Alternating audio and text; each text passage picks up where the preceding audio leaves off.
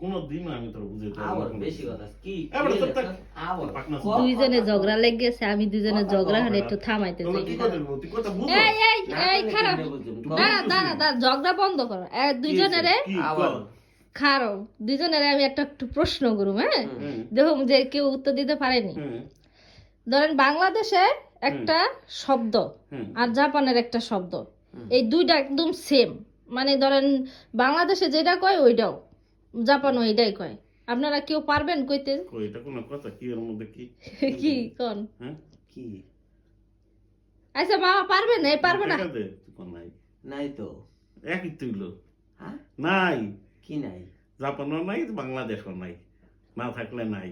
ও কস কি হ্যাঁ, ঠিক ঠিক ঠিক ঠিক, এরকম কি রে ভাই তুই হ্যাঁ হ্যাঁ হ্যাঁ ঠিক বলেছেন।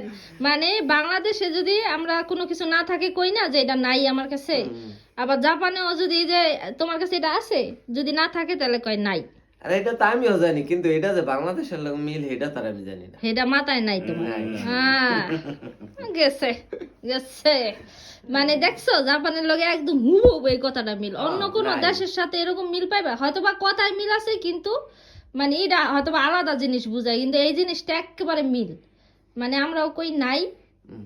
ওরাও কই নাই। ওই আমি টাকা নাই এটা হুম। কইলাম তো, হ্যাঁ আপনার কাছে কি 5,000 হইব? নাই। নাই নাই? আরে কপাল নাই।